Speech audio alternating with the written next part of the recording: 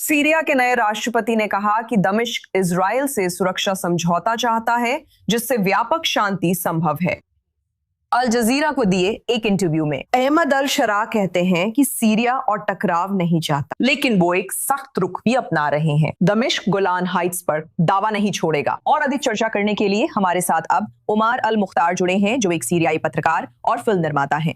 उमार, सबसे पहले आपका धन्यवाद कि आप आज हमारे साथ i24 न्यूज पर हैं। सिद्धांत रूप में ये कैसे काम करेगा?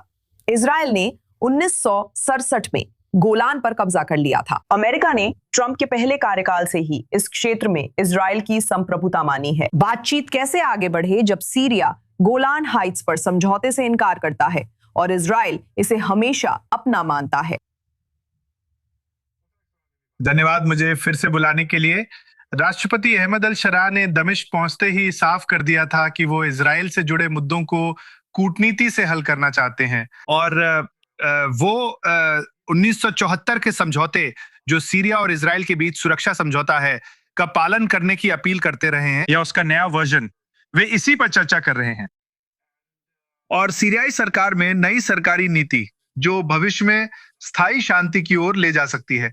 लेकिन समस्या यहां है, जैसा कि आपने बताया, गोलान हाइट्स। आप जानते हैं, इजराइल ने 1967 में गोलान हाइट्स पर कब्जा किया था और तब से सीरिया लगातार इजराइल से गोलान हाइट्स से पीछे हटने या शांति के बदले में गोलान हाइट्स लौटाने की मांग करता रहा है। यह समस्या यह है कि सीरिया में कोई भी सरकार शांति के बदले या किसी भी आधार पर इजराइल को किसी भी सीरियाई क्षेत्र को सौंपने के लिए तैयार नहीं हो सकती। इसलिए इस मुद्दे को सुलझाना ही पड़ेगा, क्योंकि यही यहाँ की मुख्य समस्या है, यही मुख्य मुद्दा है, गोलान हाइट्स। इसी वजह से सीरिया और इजराइल 1967 से युद्ध की स्थिति में है। ये सब इसी कारण है। और सीरियाई सरकार ने यह स्पष्ट कर दिया है कि अगर इजराइल कम से कम इस तथ्य को स्वीकार कर ले तो वे दोनों देशों के बीच शांति स्थापित करने के लिए तुरंत बातचीत शुरू कर सकते हैं। और वैसे भी शांति अपरिहार्य है। सीरिया और इजराइल के बीच न युद्ध न शांति की स्थिति हमेशा नहीं रह सकती और किसी न किसी समय इन दोनों देशों को साथ बैठकर इन सभी मुद्दों को सुलझाना होगा और एक ऐसे साझा समाधान पर पहुंचना होगा जहां इजराइल की सुरक्षा और सीरिया के गोलान हाइट्स पर अधिकार दोनों की संतुष्टि हो। तो आपको क्या लगता है कि ये संदेश किसके लिए है? अल जजीरा के साथ ये इंटरव्यू करके क्या राष्ट्रपति अल शावा अपने घरेलू सीरियाई दर्शकों से बात कर रहे हैं? क्या वो इजरायलियों से बात कर रहे हैं या वो वॉशिंगटन से बात कर रहे हैं जो इस सुरक्षा समझौते के लिए दबाव बना रहा है? नहीं, मुझे लगता है कि वो लगातार इजराइल को संदेश भेज रहे हैं। मेरा मतलब है, सीरियाई लोगों के लिए वो जानते हैं कि सीरिया के अंदर जनमत ऐसे कदम के लिए पूरी तरह तैयार है कि इजराइल के साथ शांति हो। हम युद्धों से तंग आ चुके हैं, कोई भी युद्ध नहीं चाहता।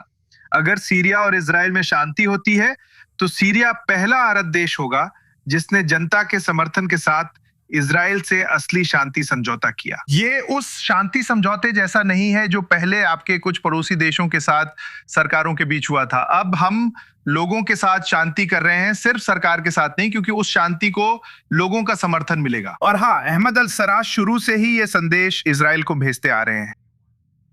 आइए बैठे, अगर कोई सुरक्षा चिंता है हम सुनने को तैयार हैं। पिछले कुछ महीनों में दमिश्क की अपनी यात्रा के दौरान मैं कुछ सीरियाई अधिकारियों से बात कर रहा था। उन सभी ने इस बात पर सहमति जताई कि बैठकर और बातचीत करके किसी भी समस्या का समाधान किया जा सकता है। अगर इजराइल को सुरक्षा चिंता है तो वे उन्हें दूर कर सकते हैं, लेकिन साथ ही उन्हें सीरिया की वर्तमान स्थिति को भी ध्यान में रखना होगा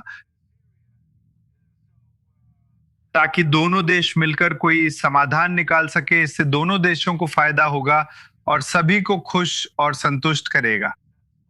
भविष्य के लिए अच्छा नजरिया, खुशी और संतुष्टि। क्या इजराइल और सीरिया का भविष्य भी ऐसा हो सकता है? उमार अल मुख्तार, i24 न्यूज पर आपका स्वागत है। जरूर, आपका स्वागत है।